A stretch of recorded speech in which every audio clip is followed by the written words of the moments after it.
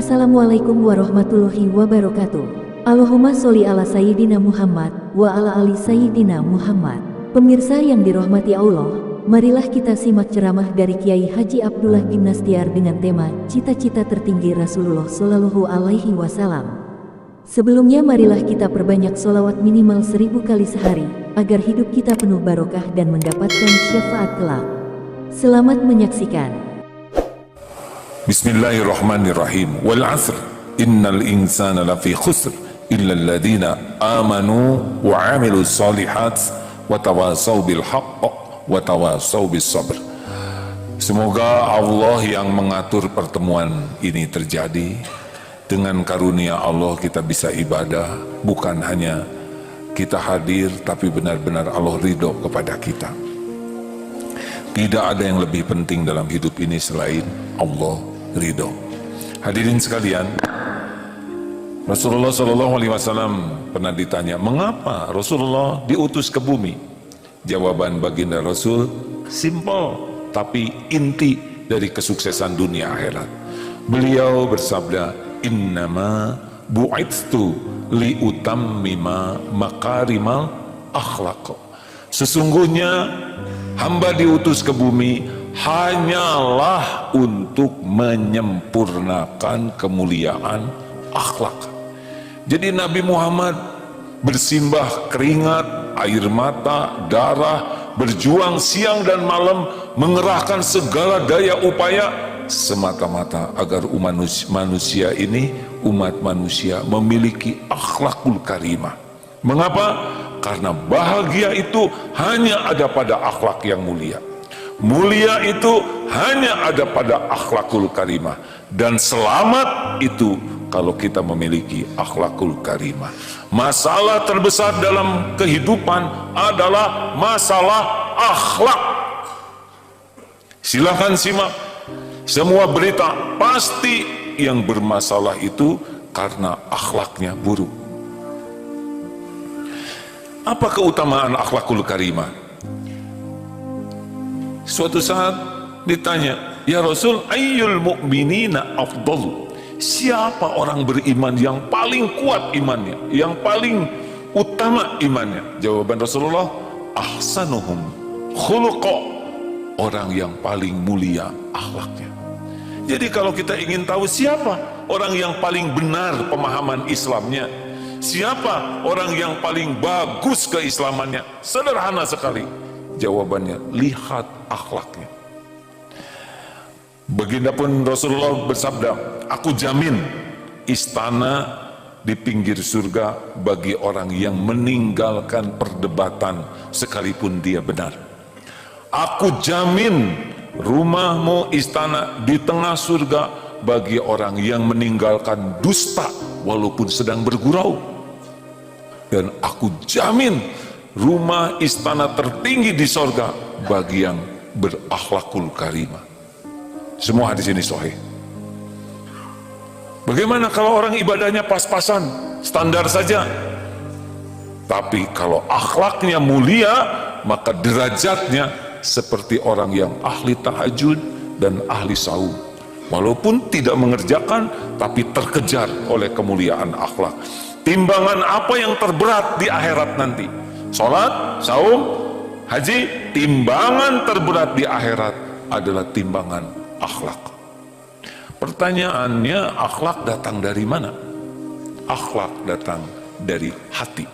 Ala inna fil jasadi mudghah idza saluhat saluhal jasadu kullu wa idza fasadat fasadal jasadu kullu ala wa hiyal qalbu. Ketahuilah bahwa dalam jasad ini ada sesuatu segumpal daging. Kalau dia baik, baik seluruhnya. Kalau dia buruk, buruk seluruhnya. Itulah yang dinamakan qalbu. Jadi pendidikan sehebat apapun, kalau tidak pernah mendidik hati nurani, maka tidak akan pernah berhasil menjadi manusia berakhlak. Itulah sebabnya pendidikan agama itu mendidik hati nurani.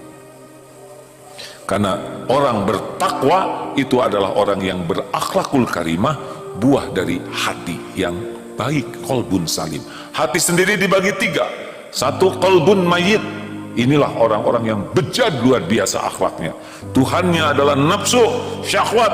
Dia tidak pedulikan benar, halal. Yang dia pedulikan cuma satu, yaitu memuaskan nafsu. Manusia bejat lahirnya dari qalbun mayit. Yang kedua, namanya qalbun marid, orang yang hatinya sakit. Dia sholat, dia saum, dia mengamalkan, dia muslim, dia berusaha sedekah, tapi dia tidak membersihkan dari penyakit hatinya. Maka dia tidak bahagia dan juga tidak bisa membahagiakan orang lain. Dia tidak memiliki 3 sah. Saya aman bagimu, saya menyenangkan bagimu, saya bermanfaat bagimu. Tidak bisa. Karena dia lebih banyak untuk penyakit hatinya, membuat dia orang lain tidak aman, orang lain tidak nyaman, orang lain tidak mendapat manfaat. Dan yang ketiga adalah qalbun salim. Inilah hati yang sehat, hati yang selamat, hati yang bening, bersih. Dan orang seperti ini, Masya Allah, memancar ketenangan daripada dirinya. Pertanyaannya, qalbun salim itu intinya apa? 2 saja. Kalau orang memiliki 2 hal ini, insya Allah dia akan memiliki akhlakul karimah. Pelajaran Islam tidak ada yang sulit, tidak ada yang berat. Yang berat itu karena tidak belajar, dan belajar tapi tidak mengamalkannya, atau mengamalkannya tapi tidak ikhlas. Kunci akhlak yang utama ada 2. 1, kepada Allah pencipta bertauhid. Benar-benar sadar Allah Tuhan kita, kita hamba Allah, dunia tempat mampir kita, sehingga tidak menuhankan duniawi, walaupun duniawi ada dalam genggaman. Ini intinya. Karena banyak orang yang syahadat tapi menuhankan harta, mengeluhankan gelar, pangkat, jabatan, kedudukan, popularitas, penampilan, kekaguman orang. Itu adalah pelayan kita. Allah pencipta kita, kita hamba Allah, dunia pelayan kita. Kalau posisi seperti ini, akhlak akan baik. Buruknya akhlak turun dari hamba Allah kepada hamba dunia. Dunia tempat tinggal kita sekarang, dunia tempat kita berkarya, dunia adalah tempat kita melakukan yang terbaik agar kita bisa pulang kepada Allah. Dan niat mengelola dunia adalah karena diperintah Allah kita menjadi khalifah di sini. Jadi kita sibuk di dunia, kita belajar, kita berikan yang terbaik, bukan agar kita mendapatkan duniawi, tetapi agar dunia ini jadi bekal mengabdi kepada Allah. Ini intinya. Silakan lihat, siapapun yang akhlaknya buruk pasti diperbudak oleh duniawi ini. Para koruptor pasti Tuhannya itu harta. Kalau dia benar-benar menuhankan Allah dan yakin rezeki itu sudah dijamin oleh Allah, tidak akan pernah tamak. Hakul yakin, kita bekerja adalah amal soleh kita. Jadi yang pertama, tanpa belajar tauhid, tanpa belajar mengenal Allah, hampir dapat dipastikan hidupnya diperbudak syahwat, diperbudak keinginan, diperbudak duniawi. Harusnya dunia itu pelayan kita, bukan kita yang menghamba kepada dunia. Dunia, harta, gelar, pangkat, jabatan, kedudukan adalah pelayan kita di dalam mengabdi kepada Allah, bermanfaat bagi makhluk Allah. 2, syarat yang kedua, orang akan memiliki akhlakul karimah kepada pencipta bertauhid, kepada ciptaan Allah rahmatan lil alamin. Kepada Allah benar-benar la ilaha illallah, tidak menuhankan apapun selain Allah, dan kepada ciptaan Allah melimpah rahmatan lil alamin. Itulah sebabnya di pesantren ini santri seluruhnya wajib 3 sah sebagai perwujudan rahmatan lil alamin. Yang pertama, saya aman bagimu, tidak ganggu orang, tidak merugikan orang dalam skala apapun juga. Al-muslimu man salimal muslimuna min lisanihi wa yadihi. Seorang muslim yang benar-benar berkualitas adalah orang lain aman dari gangguan lisan dan tangannya, perbuatannya. Santri yang tidak bisa menjaga lisan tidak bisa naik kelas walaupun ilmunya tinggi. Kenapa lisan harus dijaga? Tidak akan la yastaqimu imanan abdin, tidak akan istiqomah iman seorang hamba hatta yastaqima qalbu, sebelum hatinya istiqomah. La yastaqimu qalbu hatta yastaqima lisanuhu. dan tidak akan bisa seseorang ini istiqomah kecuali diawali jaga lisan. 2, saya menyenangkan bagimu. Dilatih supaya hadir kita, kalau tidak bisa memberi manfaat, minimal orang lain senang. Ayyul mu'minin, pernah ditanya kepada Rasul, ahabbun nas, ahabbul a'mal ilallah. Amalan yang paling dicintai Allah adalah memasukkan kebahagiaan ke hati orang lain. Kita hadir, wajah kita, tutur kata kita, raut muka, sikap, orang senang. Ini adalah ciri khas Rasulullah SAW.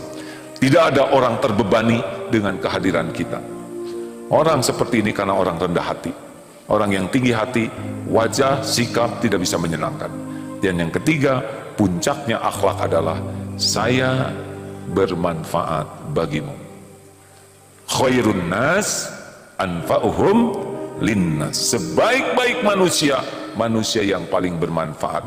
Ahabbun nas ilallah ta'ala, manusia yang paling dicintai Allah subhanahu wa ta'ala, anfa'uhum linnas, paling banyak manfaatnya bagi sesama. Itulah sebabnya kenapa kita belajar, kenapa kita berlatih, kenapa kita berjuang, supaya hidup yang sekali-kalinya ini kita bisa mempersembahkan yang terbaik lillahi ta'ala.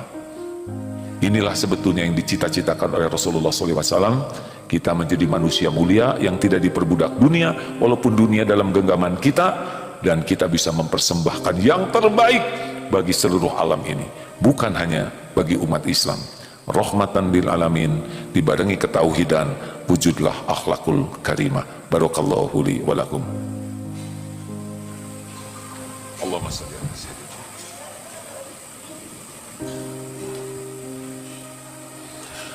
Alhamdulillahi rabbil alamin. Alhamdulillahilladzi anzala sakinah fi qulubil mu'minin liyazdadu imanan ma'a imanihim.